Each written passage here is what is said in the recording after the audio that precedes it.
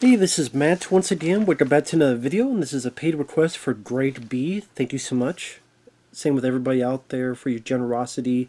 Really do appreciate it. For those interested in requesting any type of videos, feel free to send it either directly to my PayPal. Usually the best way to do it is that. I do have a Cash App and a Patreon. Links are down below in the info box. I'll get to it as soon as I can. And for those interested, thank you. I really do appreciate it. Like I say, it could be pretty much any type of video. And this is for Call Me Bwana, which I remember I saw the title and went, what the hell is this? Bwana? It's a 1963 movie, and then I looked it up and went, oh, it's a comedy starring Bob Hope. So I was actually intrigued by this because I don't know how many people know this. I liked a lot of the comedians from back in the day. I mean, like way back. I grew up with Red Skelton. Some people may not even know who the hell that is. Because sadly, I think because he felt he got screwed over by the network, he didn't really allow a whole lot of his material put into reruns. So a lot of times you would have to wait for releases where it's from the vault or this was found and that was found. But I remember liking him. I'm a big fan of the Three Stooges. Abbott and Costello, like Buck Privates and Abbott and Costello Meet Frankenstein. There's a lot of those older stuff I like. Bob Hope, I never got to see a whole lot of his. I knew of him.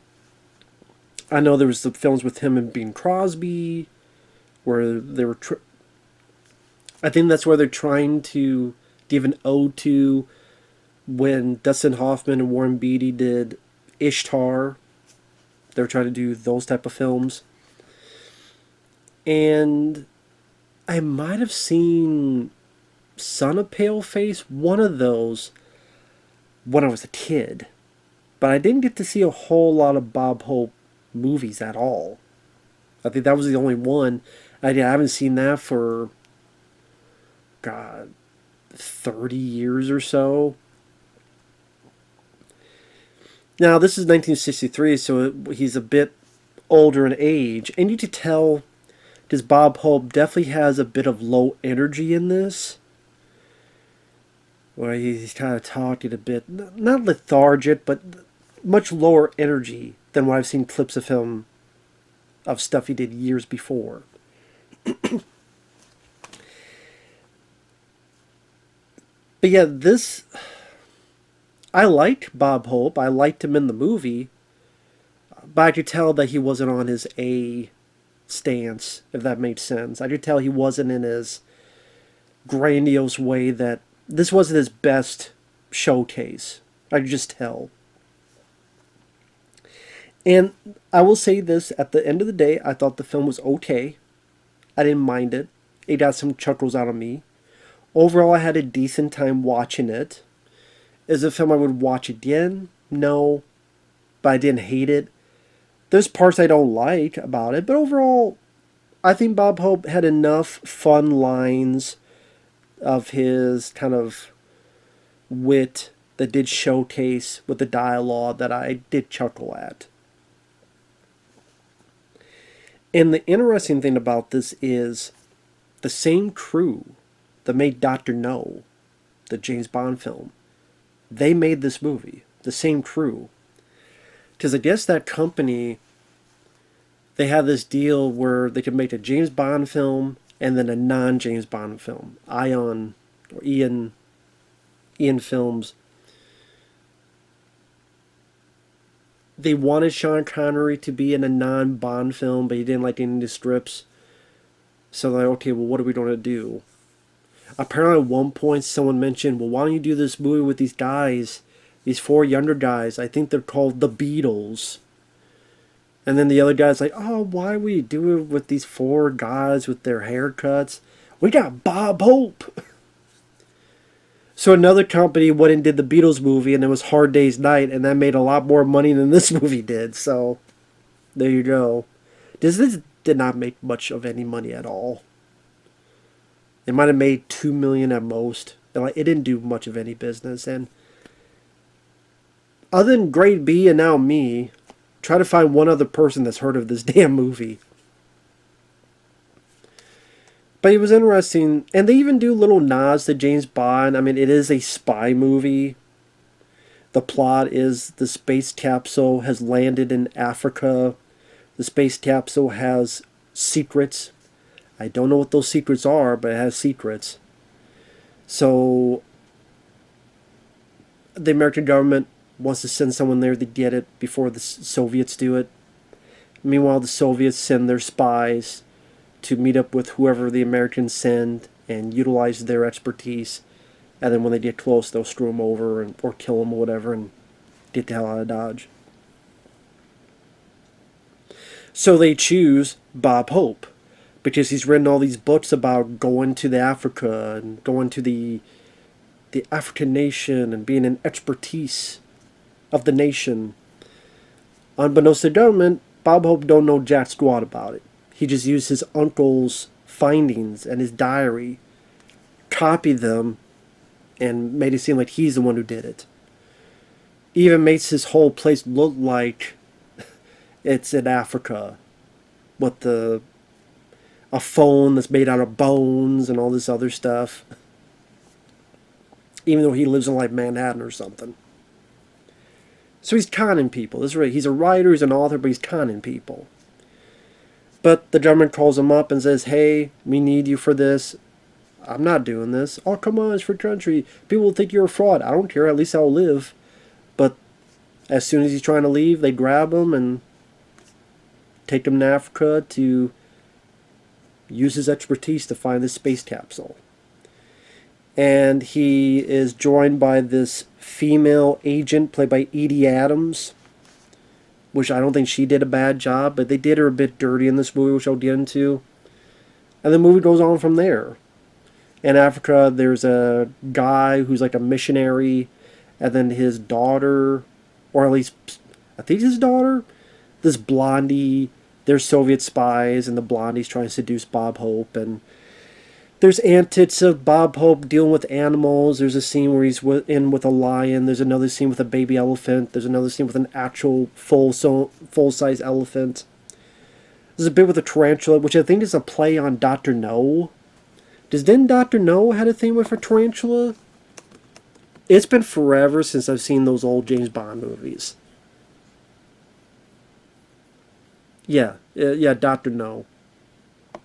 God, I would like to watch those old James Bond films again someday. It's been forever since I've seen them. Like Dr. No in them. But anyway.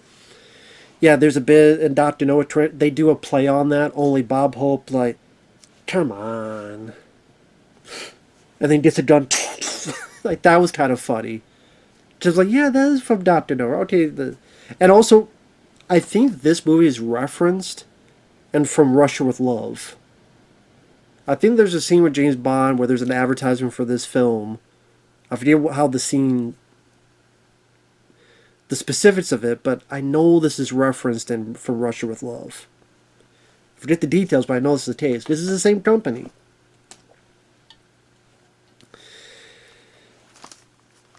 Now, like I said, Bob Hope, I didn't grow up with, so I don't have nostalgic niche, however you want to say it, like I do with Red Skelton or the Three Stooges or Abbott Costello, but I can still see his talent. Even though, again, he seems a bit older, a bit tired in this. But there are scenes, for example, when the agents are taken away. Well, what should we... Well, actually, when he says no at first. And they're like, well, what should we tell the president? Tell him I voted for Nixon. Or when they're showing him, if you get caught, here's a cyanide pill, or here's some poison tips. And it's like, oh, poison tips, huh? Try and get the regular kind? And then you give him a grenade, and he looks at it and goes, so if the cyanide and needles work, what? He says, if the needles don't work and the cyanide doesn't work, what am I supposed to do? Swallow this? Like the way he said, like, so I swallow this, right? If those don't work, I swallow this grenade. The way he said that made it funnier than I'm making it sound. I like sort of his deadpan way of They just give him grenades. Like, what am I supposed to do? Swallow this? There's other bits where, like, later on they're picking him up, and he's like, "Put me down, man, put me down." So they put him down in like a hole, and he's like, "Not this far down." And they start digging until he's covered up to his neck. Put me down. Oh, not this far down. Or there's another bit where he goes to his room and realizes his room has been ransacked, and he's like, maybe I overtipped. Hey, room service, send me up another room. You know, with windows and doors and stuff. So there are moments that does work. At least for me. But I will say, the film at times feels overlong. It does. I mean, it's an hour and 40 some minutes, but it feels a lot longer. And either maybe because of the way Bob Hope's acting, and like there are scenes that just go on way too long. Like there's a bit where he's kind of right as they're on the safari journey, and these little stops keep happening where again they hear something. It's a baby elephant. He has this cute little scene with the baby elephant where the trunk hits his nose. That was cute. And then there's another place they stop where there's going to be another baby elephant, but it's a giant elephant. He dodges and gets the hell out of there. There's a bit where he's writing stuff, and the golfer Arnold Palmer comes in, and he's like, "What are you doing here?" "I'm just, playing through." "Well, you're a long way off." And he walks outside and realizes that apparently there's a golf course right next to the safari that they're on. And I swear this goes on for like 5 or 6 minutes where he's golfing with Arnold Palmer and teach him how to swing. Then he's swinging, and then the ball is stuck and he's trying to kick it out. And then Arnold Palmer, oh, you can't make that shot. But he makes this crazy shot where it goes like over here, but then it goes like going down a drain and then goes in the hole. And I'm like, the initial bit with maybe you see Arnold Palmer comes out and sees the golf course, and have like a line or two. That's all you needed. That could have been a funny joke. But it goes on and on for like 5 more minutes, and it's just like, okay, like, has the movie stopped now? Like, are you going to get back to the rest of the movie? Okay, remember Gremlins 2? Say the theatrical cut. What, the movie theater breaks up and there's the Hulk Hogan and does his promo. Now imagine they went on for 5 more minutes where then Arnold starts teaching the usher how to do a body slam. Or teach him how to exercise like he did with Mean Gene Okerlund in that promo back in the day. Come on, Mean Gene, let's train. Imagine that it kept going on and on and on with that. You're like, can we get back to the Gremlins movie? Like, can we get back to your Safari Jungle Spy movie? But I now understand more the reference in Spies Like Us. Because that references this movie. And that's what it's referencing. Because you remember Spies Like Us with Dan Aykroyd and Chevy Chase. There's a scene where they're riding, and then there's a golf ball, and there's Bob Hope coming in. Oh, just playing through. And then he goes back out. I remember thinking, okay, I know there's Bob Hope, but what the hell is this scene about? It's the scene from this where Arnold Palmer does the same damn thing. And I'm like, really? Of all the... I guess someone was a diehard Call Me... And it's also about spies. It's like, this is about spies. So, was John Landis or someone else a diehard fan of Call Me Bwana? Is that what it was? Talk about an obscure reference. How many people back then, when Spies Like Us came out, knew there was Call Me Bwana?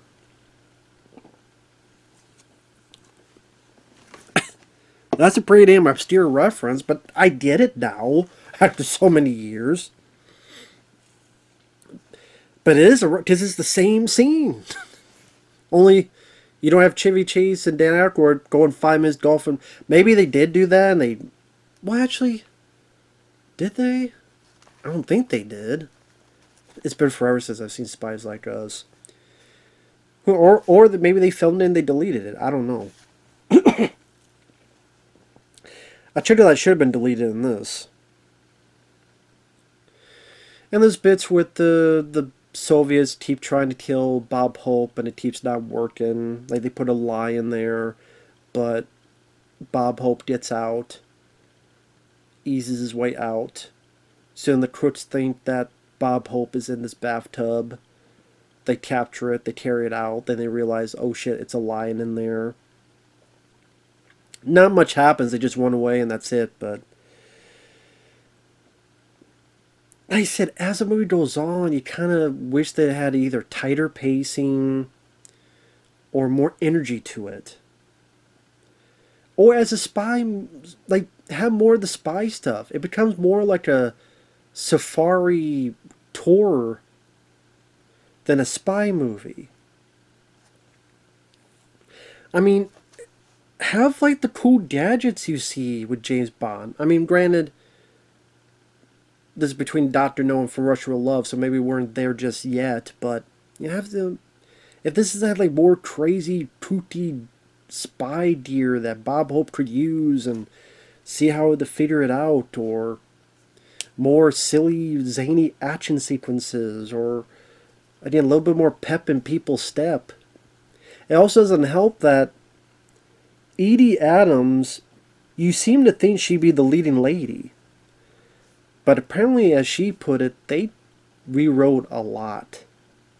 They changed her character like 3 times. She was a scientist, then she was this, now she's a spy, she's a working with the government.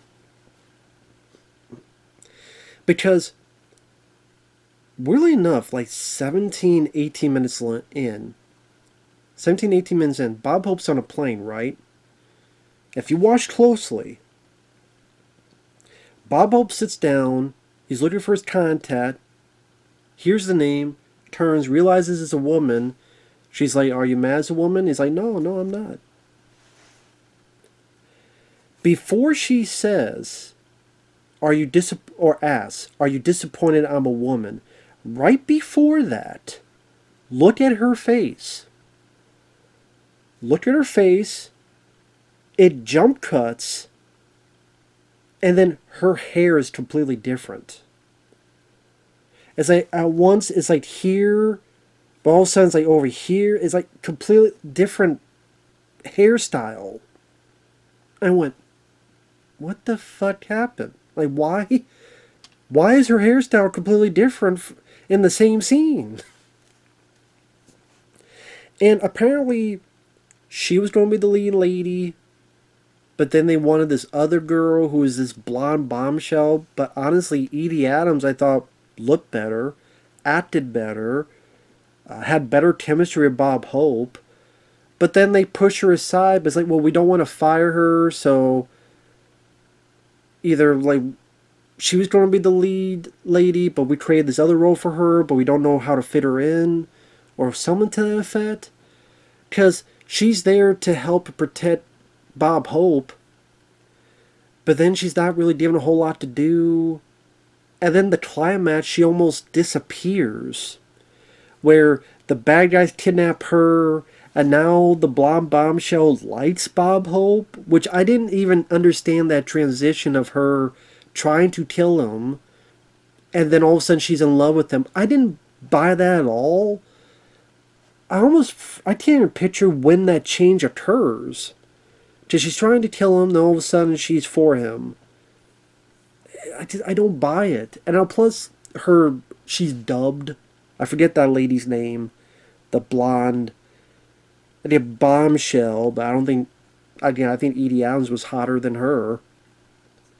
They just made the wrong choice with that girl. I mean, if they had to dub her voice and... I don't know, she didn't look that great, honestly, and she didn't act that great. I'm like, just go with Edie Adams and stick with her. She had better chemistry with Bob Hope. She worked better with Bob. I don't know why you would do that. And then the third act is they get to this tribe, and the tribe knew his uncle, so they're being nice to him. But the other guys want the capsule. One thing leads to another. After some trial by fire where they throw spears at him and he dodges them, or they want him to swallow this fire and he does, which shakes his body and makes his foot smoke up a bit. His shoe smoke up a bit. Hides in this goofy chicken-like, bird-like costume. Not chicken, but a bird-like costume. The bad guys take Edie Adams and Bob Hope, and now I guess the reformed Soviet spy go after. They able to get the capsule. They hide in the capsule while the bad guys are driving it. They push some buttons. Sorry, spoilers. Sorry about that, spoilers. And they catapult the capsule, like it's going super fast, and then it's flying around. Then it goes back to where it needs to go in America. And off screen, we have to find out what happened to Edie Adams. Oh, I left a CIA agent. Don't worry, she's fine. We never get to see her. We never get to see that she's fine. We're just told, like, this was a character that at the beginning you build up as an important character, and now her fate is just by dialogue, we find out. What the fuck? And now Bob Hope's with this girl that I don't think he had much chemistry with, who's dubbed, or sounds like she's dubbed. If she wasn't dubbed, she sounded like it. Back to his apartment. You think they have a baby, but they open it, it's the baby elephant from earlier in the film. Which I thought is kind of cute. And he turns to the camera and is like, you're wrong. It's adopted. I just think in the audience, oh, you guys had a baby. Oh, okay, yeah, it's adopted. Yeah, I get it. Like, once I saw the elephant, I kind of got it was adopted, Bob Hope. I understood. I understand, dude. You didn't have to say it. I understood it. So again, I like some of Bob Hope's witticisms. I like some of his remarks. I like seeing some of the fauna, the animals of the animal kingdom. You know, the elephants and the lion and stuff. It didn't look like it had much scope. A lot of times when they're driving, like the scenery background didn't look that good. There's really not much in terms of big set piece action scenes. You would think again the guys who did James Bond, okay, let's work some really good stunt action scenes and miss the comedy to really showcase the spy part. I think that was kind of lowballed. And that's what I mean. It was okay to watch one time because of what Bob Hope would say from time to time was kind of funny. But I said, it feels overlong. They did Edie Adams a disservice. It should have been her and not the other girl as the leading lady. And you just tell the way they kind of reworked that is a bit messy. More like James Bond type of action since you want to be a spy movie made by the same crew. A bit more of the spy stuff to deal with also the safari stuff.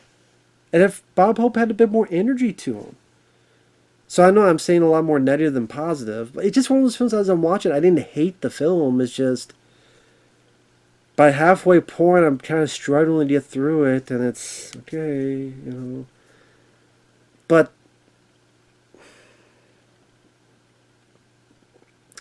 yeah, I understand. With some of the movies I watch recently,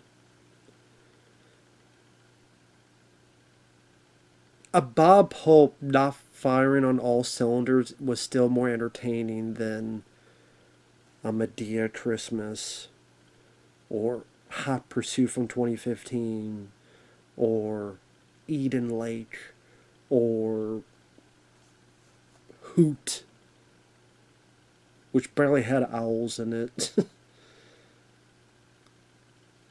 If that made sense. Like, compared to those films, I'd rather watch this. Like I said, I like the idea of the spy safari film comedy movie. It was nice to finally get the joke from Spies Like Us, at least with more context. Like the bit with him and the elephant, the baby elephant was cute. Like I said, there were moments that I liked enough to not mind it, but definitely could see a lot of improvement that could have been made. So with that said, thanks for watching. Take care. We'll see you guys later. Bye-bye for now.